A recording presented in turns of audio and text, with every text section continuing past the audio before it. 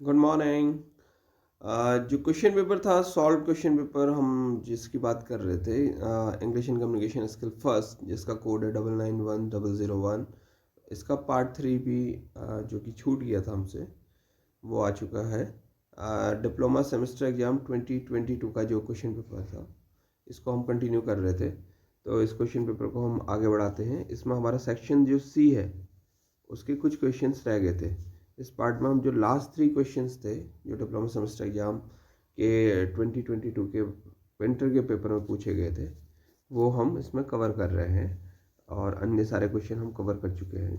तो देखिए, आइए देखते हैं। 24th क्वेश्चन जो है, वो कहता है, what lesson do you learn from the chapter my struggle for an education. My struggle for an education chapter को पढ़ने से आपको क्या सीख मिलती है। सिंपल यही मीनिंग है इसका, कि आपको क्या सीखने को मिलता है। तो हम इसको जब आंसर दे रहे हैं उसका, तो क्योंकि 5 मार्क्स का क्वेश्चन है, तो इसमें ज़रा आंसर लंबा लिखना पड़ेगा आपको, और ज़रा सटीक भी, थोड़ा आप ठोस आंसर लिखेंगे इसमें। तो ये आंसर लिखा गया है, it reminds me of a very common proverb, where there is a will there is a way. मतलब कि ये हमें याद दिलाता है, या मुझे याद दिलाता है, एक बहुत ही कॉमन प्रोवर्ब की, जो कहता है, जहाँ चाह वहाँ राह।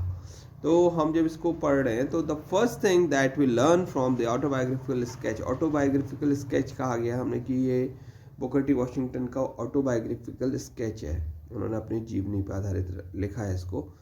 और जो पहली चीज़ हम उससे सीखते हैं, वो है, my struggle for an education of Booker T Washington is that we should have a keen desire to obtain knowledge. हमें ज्ञान प्राप्त करने के लिए हमारे अंदर एक दृढ़ इच्छा शक्ति, या एक बहुत बढ़िया लगन, मतलब एक मजबूत लगन की आवश्यकता है, मतलब हमें होनी चाहिए। हमारे अंदर एक आग धधकनी चाहिए नॉलेज प्राप्त करने के लिए। We should do every possible endeavour to achieve it. हमें हर संभव प्रयास करना चाहिए इसको प्राप्त करने के लिए। We should not let circumstances to discourage us. हमें परिस्थितियाँ जैसी भी हों, लेकिन हमें उसका सामना करना चाहिए, मतलब हमें निराश नहीं होना चाहिए, और यह परिस्थितियों को हमें खुद को निराश करने नहीं देना चाहिए। We should realise the importance of sheer grit and determination.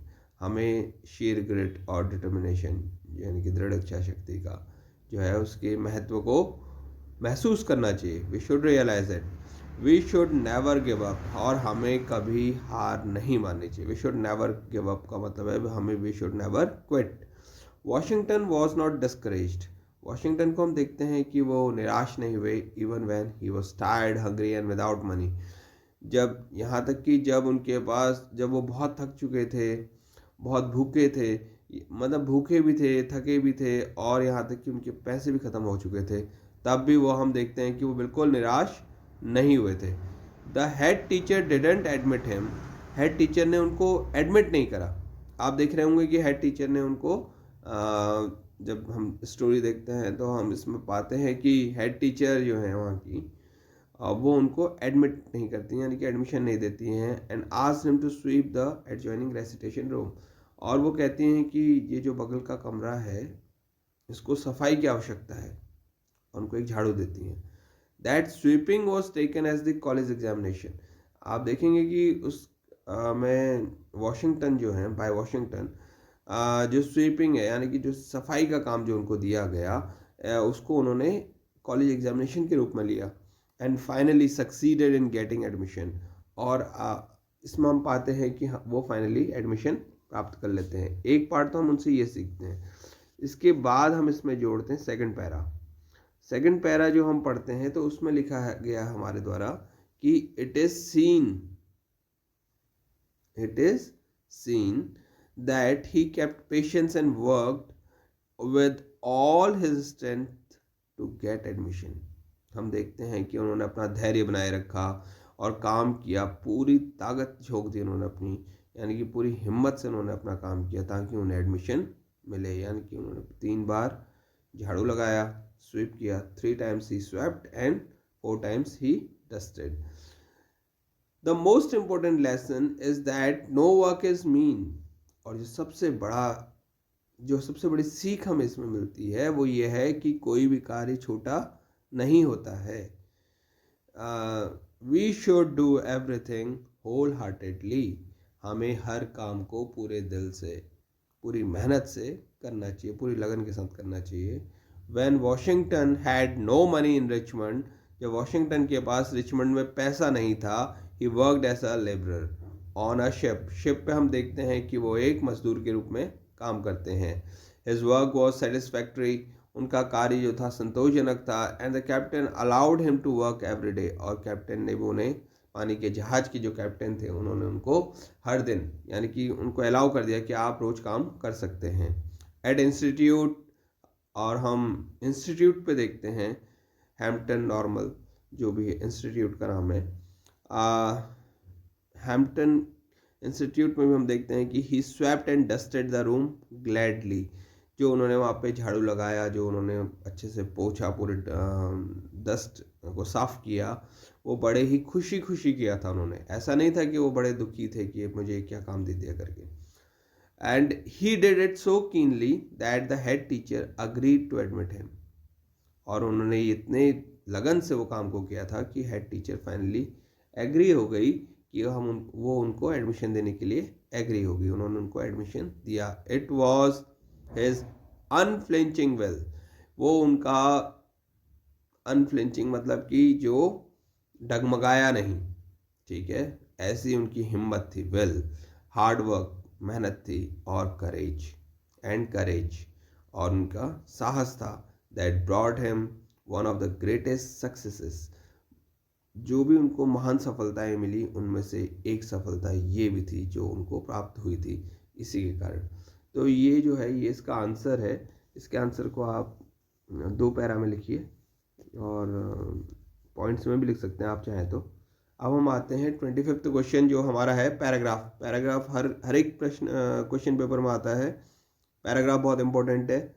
इसमें हमें 25th क्वेश्चन में हम देखते हैं कि right a paragraph on importance of discipline. Discipline के इंपॉर्टेंस में हमें एक पैराग्राफ लिखना है। पैराग्राफ मैंने आपको बताया था पूरा एक साथ लिखा जाता है, इसमें बीच में गैप करके दूसरा पैराग्राफ शुरू नहीं किया जाता है। तो इसका आंसर हम देखते हैं।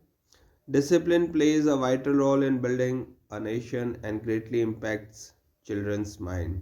डिसिप्लिन एक वाइटल रोल यानी कि इम्पोर्टेंट रोल प्ले करता है किसी भी देश को बनाने में या राष्ट्र को बनाने में, और बच्चों के दिमाग पर इसका बहुत ही अधिक प्रभाव होता है अगर बच्चों को हम शुरू से डिसिप्लिन सिखाते हैं तो। When an individual has large goals in life, he will complete his work on time every day। अगर किसी व्यक्ति ने अपने जीवन में बड़े ऊंचे उद्देश्य रखे होते हैं, और अगर उसके उद्देश्य हैं, तो वो अपने काम को हमेशा समय पे करेगा, हर दिन करेगा, अपने काम को समय पे करेगा। A person without discipline can't keep his mind focused. और जो व्यक्ति बिना डिसिप्लिन के होता है या डिसिप्लिन्ड नहीं रहता है, वो अपने माइंड को कभी फोकस नहीं कर पाता है, मतलब अपना माइंड को फोकस करने में फेल हो जाता है, यानी कि अपने ध्यान को लगाने में। And it will divert to various other things happening around him. और उसका हमेशा क्या होगा, ध्यान इधर उधर भटकता रहेगा। कभी वो इधर सोचेगा, कभी उधर सोचेगा, लेकिन उसका ध्यान जो अपना काम है उस पे से हट जाता है। Discipline helps you stay focused on the task that you are doing. Discipline मदद करता है आपको आपके काम पे फोकस करने पे, जो आप काम कर रहे होते हैं, जिससे आपका काम बहुत बढ़िया से हो पाता है, आप अपना 100% दे पाते हैं डिसिप्लिन के कारण। A well-disciplined person finds it easier to be happy। और जो well disciplined person होते हैं, लोग होते हैं, वो खुश रहना उनके लिए आसान होता है, क्योंकि because they do not face tension, क्योंकि उन्हें टेंशन फेस नहीं करनी पड़ती है ड्यूरिंग एग्जाम्स और डेली रूटीन वर्क, ना एग्जाम में ना अपने डेली रूटीन के वर्क में। Staying disciplined helps them to study on time. अगर वो स्टेइंग डिसिप्लिन्ड रहना हेल्प्स देम, मदद करता है उनको, टू स्टडी ऑन टाइम, अपने टाइम पे पढ़ाई कर लेने के लिए, अपने टाइम पे तैयारी करने के लिए, so that they are stress free, जिससे कि वो स्ट्रेस फ्री यानी कि टेंशन फ्री हो जाते हैं। Discipline helps in moulding a students character, discipline किसी भी स्टूडेंट के कैरेक्टर को मोल्ड करने में हेल्प करता है, मोल्ड करने में यानी कि बनाने में। When students are disciplined, it helps them stay motivated and keep that fire burning so that they can get the best out of their education. Discipline help करता है, जो स्टूडेंट डिसिप्लिन रहते हैं वो मोटिवेटेड रहते हैं, क्योंकि ये डिसिप्लिन उनको मोटिवेट रहने की में मदद करता है, यानी कि मोटिवेटेड मतलब उत्साहित रहते हैं या प्रोत्साहित रहते हैं, और उनके अंदर एक keeps that fire burning so that they can, मतलब उनके अंदर ये मोटिवेशन की जो आग है वो जली रहती है, और जिससे वो अपना हर चीज़ में बेस्ट प्राप्त करते हैं, यहाँ तक कि अपनी एजुकेशन से भी वो बेस्ट चीज़ें प्राप्त करते हैं। यानी कि जितना पढ़ते हैं अगर उसको अच्छे से डिसिप्लिन होकर पढ़ते हैं तो वो उससे बेस्ट प्राप्त करते हैं, चाहे मार्क्स अच्छे लाते हैं, जॉब्स भी अच्छी पाते हैं। ये है इसका meaning. A disciplined student is usually the top performer in their class और स्कूल। अपने स्कूल में जनरली यही देखा जाता है कि जो डिसिप्लिन्ड स्टूडेंट होते हैं वही टॉप परफॉर्मर यानी कि टॉपर्स होते हैं, चाहे वो अपने क्लास के हों चाहे स्कूल के हों। Disciplined students tend to get good scores and get benefited from their education as well। तो हम ये कह सकते हैं कि डिसिप्लिन्ड स्टूडेंट जो होते हैं एक तो वो अच्छे मार्क्स लाते हैं, साथ ही साथ वो उनको बेनिफिट होता है अपनी पढ़ाई से भी। A disciplined student helps others to learn and sets an excellent example for others to follow। जो डिसिप्लिन्ड स्टूडेंट्स होते हैं वो और लोगों को भी याद करने में, पढ़ने में सहायक बनते हैं और एक एक्सीलेंट एग्जाम्पल के रूप में अपने आप को प्रस्तुत करते हैं, जिनको कि लोग या और बच्चे फॉलो करते हैं या फॉलो कर सकते हैं। Disciplined students may also serve as role models for their classmates. और डिसिप्लिन्ड स्टूडेंट्स जो होते हैं डिसिप्लिन्ड स्टूडेंट्स जो होते हैं वो अपने क्लास के लिए एक रोल मॉडल के रूप में भी पेश होते हैं। Hence it can be said that discipline is of utmost importance। इसलिए कहा जा सकता है कि डिसिप्लिन जो होता है वो utmost importance का होता है in one's life since beginning। किसी के जीवन में भी बहुत महत्व का होता है जीवन की शुरुआत से, यानी कि बचपन से ही डिसिप्लिन्ड होने से हमें बहुत फ़ायदे रहते हैं। यानी कि शुरुआत से, जहाँ से हम शुरू हो, जहाँ से हमारी शुरुआत होती है, अगर हम हमेशा डिसिप्लिन्ड रहते हैं तो इससे हमें बहुत फ़ायदा मिलता है। इसमें एक चीज़ और बताना चाह रहा हूँ कि right the paragraph on importance of discipline जैसा है, तो बहुत सारे बच्चे क्या करते हैं कि आधे पेज से या लास्ट में एक दो लाइन बच जाती हैं, जैसे किसी क्वेश्चन पेपर आंसर शीट पे, तो बच्चे वहीं से शुरू कर देते हैं। बेहतर होगा कि आप इसको एक नए पेज से शुरू करें और उस पेज में ही पूरा ख़त्म कर लें, तो बहुत ही अच्छा रहेगा।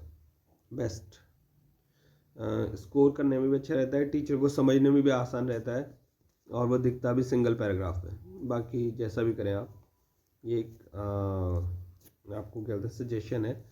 और अब हम लास्ट क्वेश्चन की तरफ बढ़ रहे हैं। 26th question. 26th क्वेश्चन जो है वो कहता है, ये अनसीन पैसेज है। Read the following passage and answer the questions that following. Question, ये जो अनसीन पैसेज इसको हम पढ़ लेते हैं और इसके बाद इसमें जो क्वेश्चंस दिए हैं उनके आंसर्स देने हैं।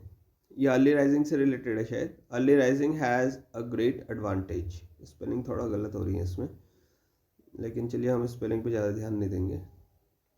इसमें ये कहा गया कि अर्ली राइजिंग यानी कि सुबह जल्दी उठना जो है एक बहुत फ़ायदेप्रद होता है, मतलब बहुत ही फ़ायदेप्रद होता है। It gives us a good start to the day's work. हमारे दिन की शुरुआत को, हमारे दिन के जो कार्य है उसको एक अच्छा स्टार्ट मिलता है इससे। We can accomplish a great amount of work before the man get out of bed.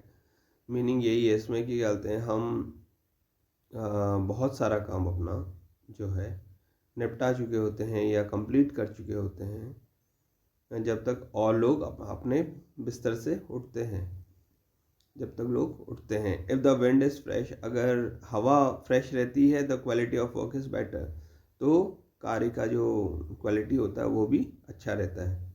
The early morning has a quietness which is free from distractions. Spelling यहाँ पे भी गलत है, क्वाइटनेस ये सबकी। अर्ली मॉर्निंग जो होती है, अर्ली मॉर्निंग में जो होती है शांति होती है, क्वाइटनेस से यहाँ पे मतलब है QUIET होगा क्वाइटनेस, जो कि फ्री फ्रॉम डिस्ट्रैक्शन, यानी कि जो इधर उधर हल्ला गुल्ला जो होता है जिससे डिस्ट्रैक्शन होता है या साउंड जो आती हैं, गाने वाने चल रहे होते हैं, उससे हमें ये क्या करता है, फ्री करता है। An early riser finds time to take exercise, और जो लोग सुबह जल्दी उठते हैं उन्हें एक्सरसाइज करने के लिए भी टाइम मिलता है। एंड दस रिमेन मोर एनर्जेटिक, और ऐसे लोग ज़्यादा एनर्जेटिक रहते हैं। Since he has plenty of time, क्योंकि उस व्यक्ति के पास बहुत समय होता है। ही नीड हरी ओवर हिज वर्क लिखा है यहाँ पे, ही नीड नॉट आएगा यहाँ पे। एक मिनट में देखता हूँ इफ दिस इज पॉसिबल। मैं लिख देता हूँ यहाँ पे, यार क्या छूट गया शायद। व्हाट्स देयर,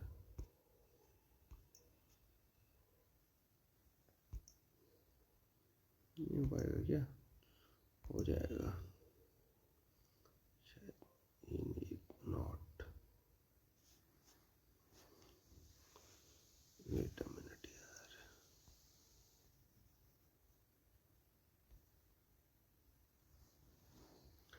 ही नीड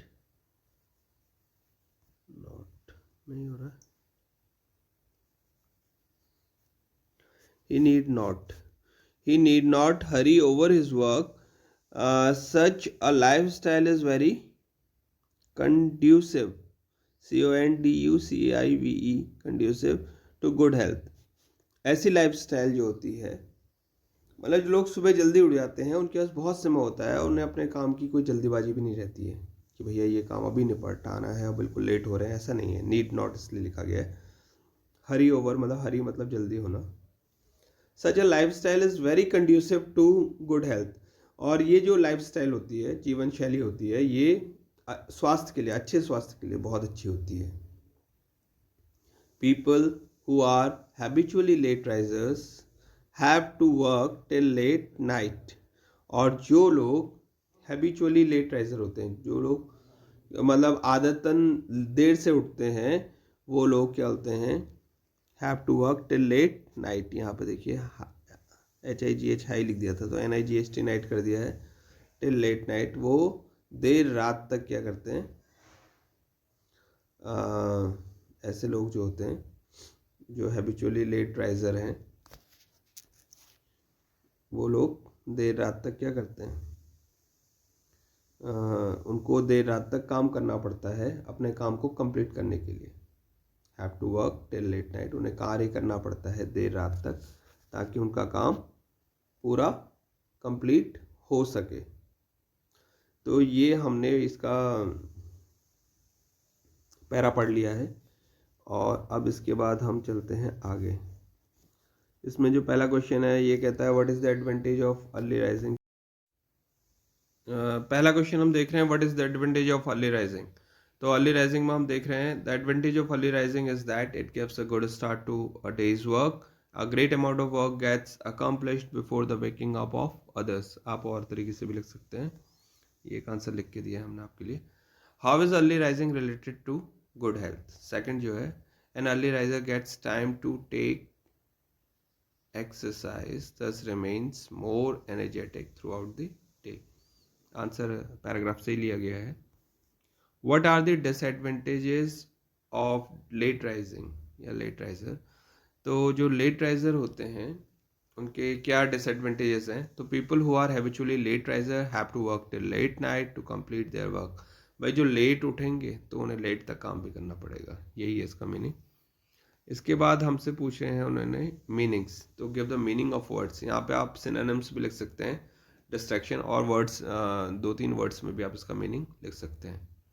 बेहतर होगा अगर आप सिनोनिम्स लिखेंगे तो इसमें है डिस्ट्रैक्शन, डिस्ट्रैक्शन का हम डाइवर्जन लिख सकते हैं। सेकंड है प्लेंटी, प्लेंटी का हम अबंडेंट लिख सकते हैं। स्पेलिंग आप देख लीजिए, डिस्ट्रैक्शन का डाइवर्जन है DIVERSION, प्लेंटी का ABUNDANT है, अबंडेंट है। एम्पल भी लिख सकते हैं।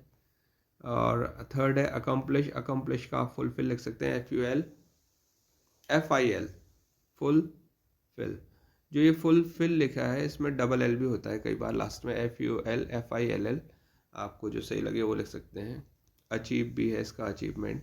तो ये आप देख लीजिए। तो ये हमारा जो सेक्शन है, सेक्शन C, ये कंप्लीट हो चुका है।